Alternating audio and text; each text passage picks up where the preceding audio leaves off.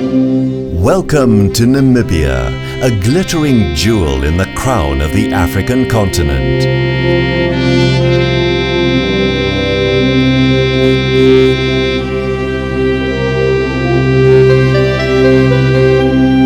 This beautiful country, affectionately called Land of the Brave by its inhabitants, is situated on Africa's southwestern tip. Characterized by wide open spaces and natural splendor, Namibia is well known for its rich fauna and flora and for the Namib Desert, regarded as the oldest desert in the world at more than 50 million years of age.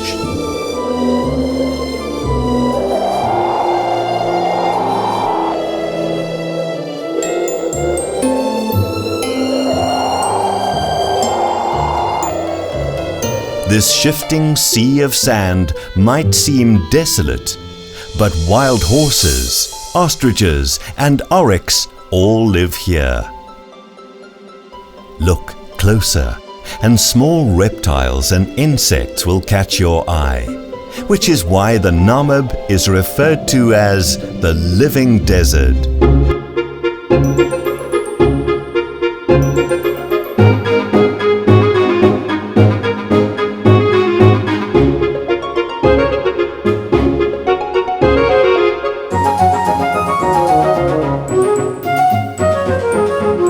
It's not living creatures, however, that rule this land, but the wind, powerful enough to move and shape the rolling dunes towering like mountains.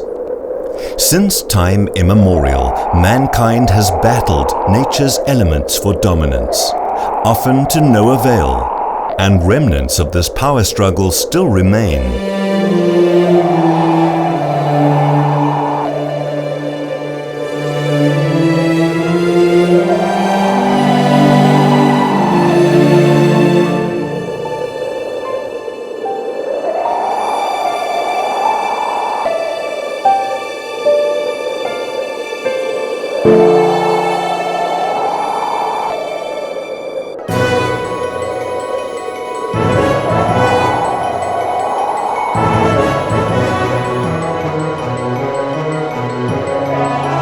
A decision to harness the power of the wind, however, instead of opposing it, resulted in a historic Namibian project by Innosun Energy Holdings to build the very first local wind farm in the town of Luderitz to generate power.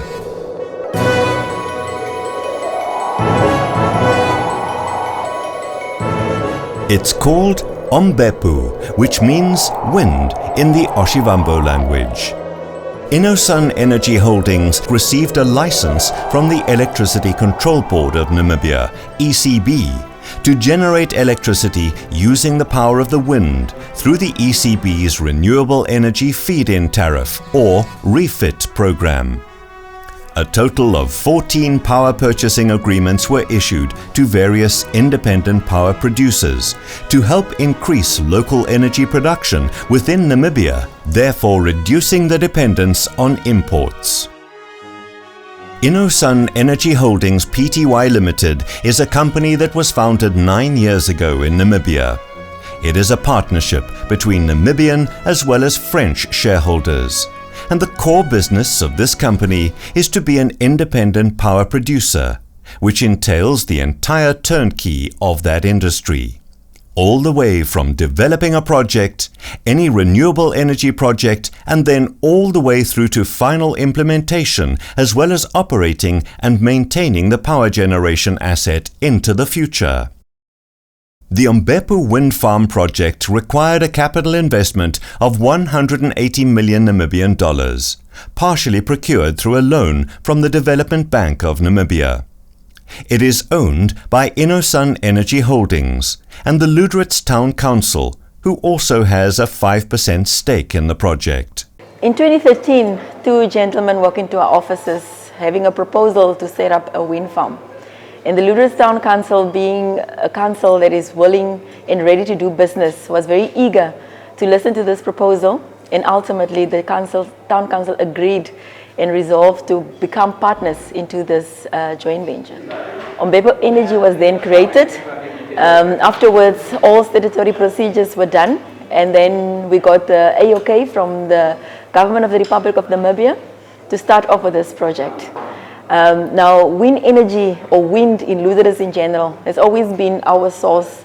If you're a Buchter, you understand that the southwest wind of Luderitz has always been our friend, and now it will be the thing that we're going to use to make energy and also to create new revenue streams for our council in the community of Luderitz. Unique projects often encounter unique challenges. Deciding to build a wind farm is one thing. Deciding where to build it is another. We've spent quite a lot of time since the founding of the company, 9 years back, collecting a lot of wind measurement data all along our coast, where we were suspected that there might be very good wind. And we finally saw that the best resource and the most accessible resource is right here in Luderitz. We've got over 2 years, in some places even 3 years of data that illustrates an incredibly good, reliable resource of wind power. According to all the data collected, Innosun discovered that Luderitz was the ideal place for the wind farm project. It was discovered that Luderitz was one of the best sites in the whole world to erect a wind farm, due to the fact that Luderitz was not on an island or located offshore. It's not just about the strength of the wind, but it's a whole set of factors. It's about the reliability of the wind, the predictability of the wind. For all of those reasons, we've really hit a sweet spot in being able to build a wind park here. And to top it all, Luderitz is a harbour town. That means that all the components for the wind farm could be shipped to its destination. The Ombepo wind farm project holds a myriad of opportunities for both the Luderitz Town Council and the residents, known as Buchters. So for us, the Ombepo Energy Project is a project that will create the necessary awareness regarding renewable energy. It will create new skills, it will create employment, it will create new revenue streams for the community of Luderitz. And we are very excited as a council to be the pioneering council in terms of wind energy. And we're very excited that as the partners that we have, such as Innosun, that identified this project in Luderitz, is actually come off the ground. Physical construction of the wind farm required meticulous planning. 3 different sites were identified, situated on the outskirts of the town. Now the massive task of clearing and preparing the building site was the next challenge.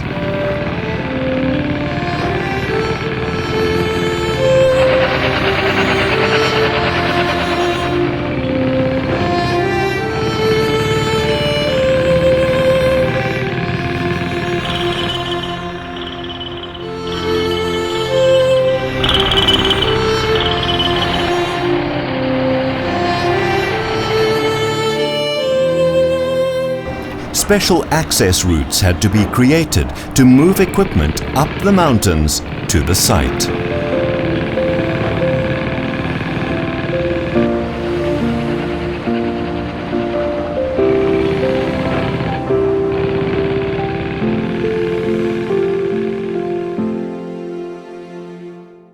So the first few months is actually just a road project in essence, and building the large storage platform around the top.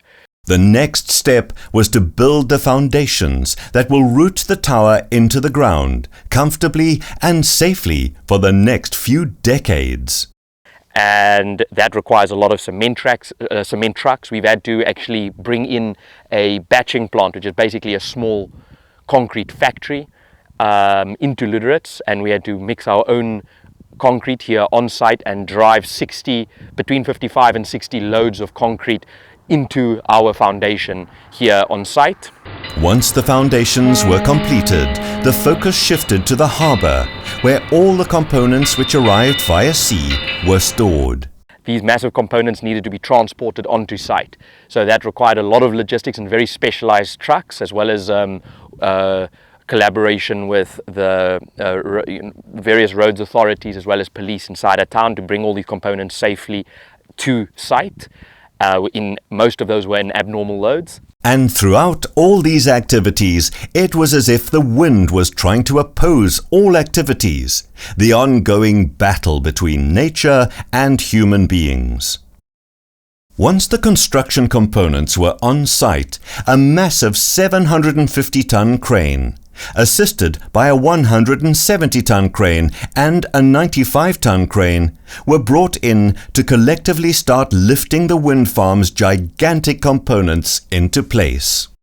Once again, nature intervened. The abnormal load, which the transport truck was supposed to carry uphill, was too steep for the truck.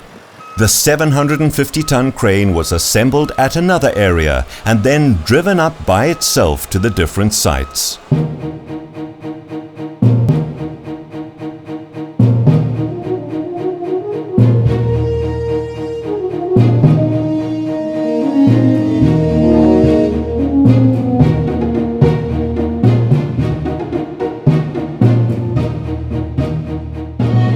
I haven't done a thorough amount of research on this claim I'm about to make, but it could be the biggest crane that has ever been inside Namibia. That's actually land-based, not ship-based.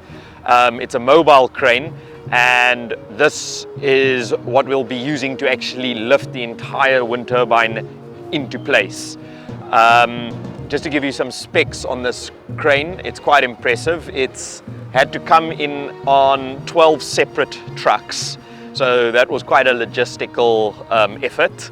And what we're currently busy doing is we're busy building the entire boom out here, which will then eventually lift up into the sky.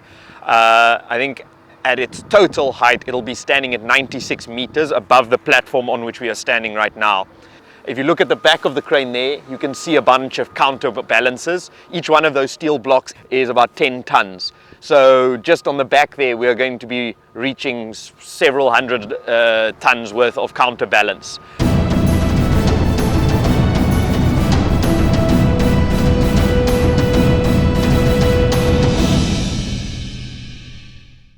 Right at the bottom, we've got the foundation ring. So the foundation ring is essentially the most important root, structurally, the root of the entire tower.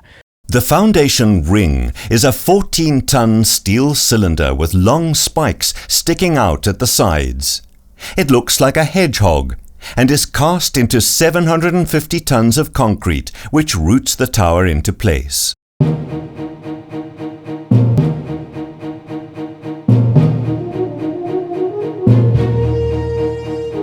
The top flange, which is basically where it's the top surface that this foundation ring creates, had to be within 1 millimeter tolerance, because if it's out by more than that at the bottom, it could be out by meters at the top, and that causes havoc for your stresses and so on. So it is incredibly delicate work, even though it's such a massive piece, to try and get it nice and level.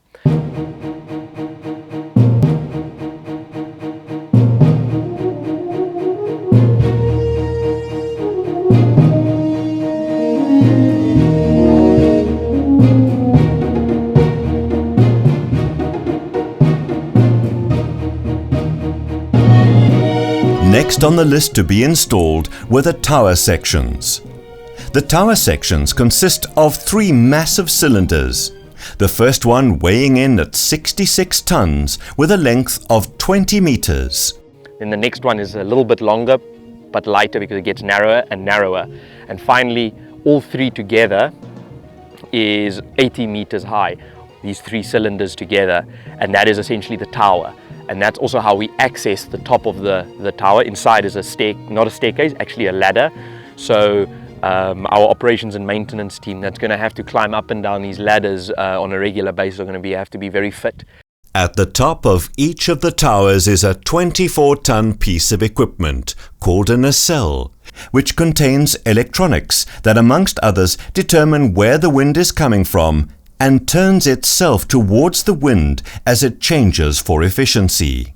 On the front of that nacelle is then probably the heaviest component on the entire lift. It's a just under 70 tons generator, and that is where the money is. That's the most expensive piece, and it's also what actually generates the electricity from being turned. And it's quite interesting. It's got a slightly silver color, and it's completely covered with heat dissipating ribs, or we call them HDR, and it's aluminium little ribs like this that basically allows any heat buildup inside this generator. As you can imagine, it could create a lot of heat as that thing is spinning, as the blades are spinning, and that passively allows for this generator to cool off.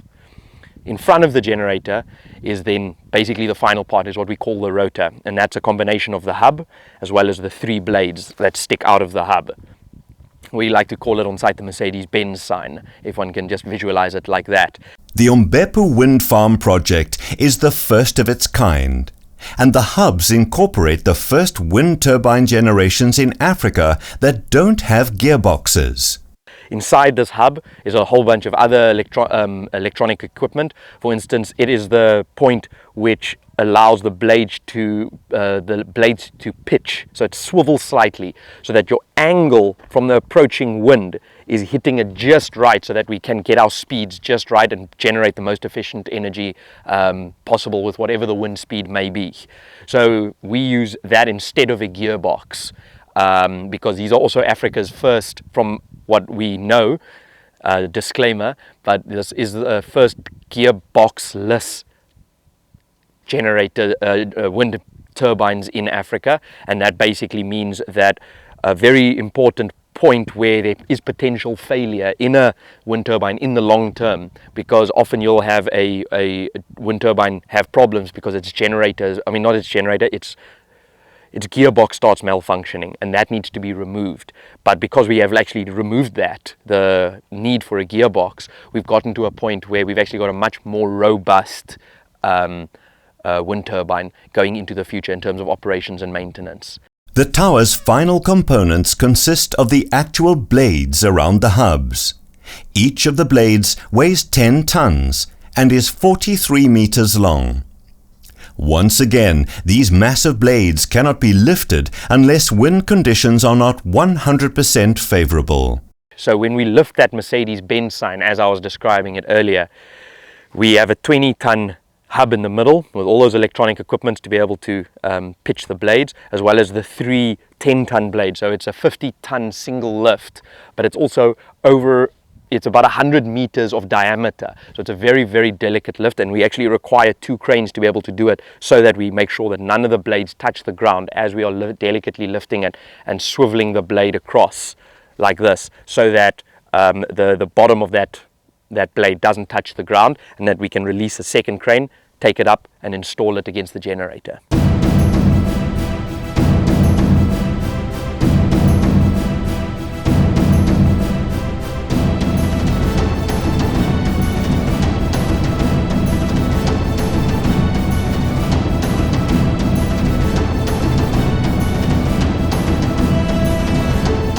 Innosun Energy Holdings started the construction of the Ombepo wind farm project in October 2016 and lifted the final turbine into place at the end of July 2017.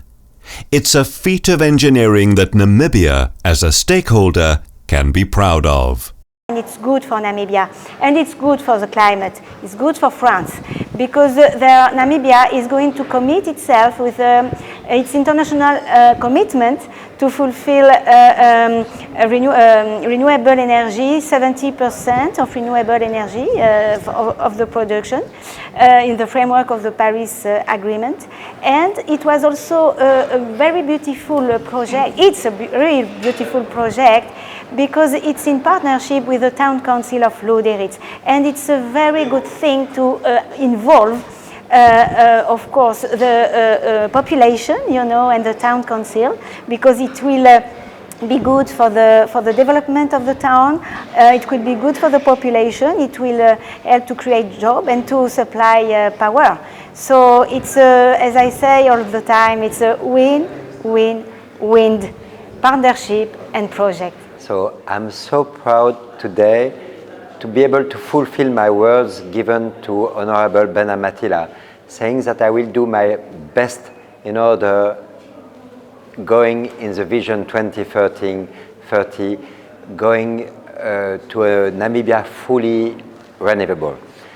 And I've already installed 300 megawatts of wind turbine in France, and here I'm very proud today to install 6 megawatts of wind. We will be the beginning of the next turbine, thanks to the incredible good wind regime of Luderitz. And also we are already proud to have done the first solar park in Namibia, the second solar park in Namibia, and we are busy doing the third solar park in Namibia. A wind farm is one of the most affordable and efficient renewable energy sources that currently exists in the world. It's a lot cheaper than photovoltaic or solar, and when you also couple that with the fact that Namibia has got such an amazing resource of wind sitting here in Luderitz, it's such a opportunity for us to develop this and open this for the benefit of Namibia. And it basically means that we are generating our power that we use here in Namibia. And as a Namibian, I think that is very important, because we are importing so much electricity out of South Africa. It's billions of Namibian dollars that we are using on imports, essentially. It's on electrical imports. And we have a very easy solution now to try and take us off of that and keep that money inside of the country and employ Namibians inside of the country with that money. And it's just one more thing that we make sure that we are independent, truly independent from our neighbors, and we are truly secure in our own energy security. The Ombepo wind farm project stands tall and proud, pumping around 5 megawatts of power into the national electricity grid. But the winds of change are still blowing in Namibia on a national scale through the presence of Innosun Energy. Innosun Energy Holding was privileged enough to be the first company to build an independent power plant that is privately selling power into the national grid. And this was achieved back in May 2015 with our first solar plant called Omburu, which is just outside of Omaruru. And that's a 5 megawatt plant, and it's been running splendidly now for the last just over 2 years, 2 years and 2 months actually. Other projects that we've done since then is also included Osona, which is a similar 5 megawatt PV plant park that is just outside of Okahania. And this is our third park in the country, but this is actually a wind park. It's the first wind park again in the country. We've been privileged enough for the second time to be the first company to bring a new technology to the country and being able to now feed a new type of renewable energy into the national grid. And going forward, we've got several more, both solar as well as wind projects coming forward. We have really come a long way at Innosun. At the beginning, we were mostly involved in charitable projects. We have made a lot of donations of 2.7 kilowatt installations around Katutura and in Windhoek and in Namibia in general. We have quite a few places that we can name. We have Penduka, we have Hope Village, we have Kayak, Edu Mobile, a Tosco Lion Charity Project. We almost felt like an NGO at the beginning because that's what we mostly did, while at the same time we were developing the projects that we wanted to do. And since then, after we finished with these charitable projects by 2010, we had invested about more than $1 million Namibia dollars in these projects. But the data that we collected from these have also helped us to build and plan for our first solar park at Omburu that we inaugurated in 2015. And going back, the first time when I met Gregor, I soon realized that Innovan and Gregor were here in Namibia for a long term. They were not just any investors coming in here and out for a quick investment, but they wanted to establish a footprint in Namibia. And we had to take it slow and learn before we eventually built the first solar park. We are similarly very proud of Ombepo wind farm that we commissioned in August in Luderitz. And it's a similar project. It's the first for Namibia, just like we did with the solar park. I'm very proud to have been part of this journey, and my Innosun team, we are all very proud of this. The lifespan of a wind turbine is between 20 and 30 years. The 3 wind turbines of the Ombepo wind farm tower over the town for all to see. A beacon of hope, signaling a brighter future for the residents of Namibia. Innosun Energy Holdings, sustainable power for Africa.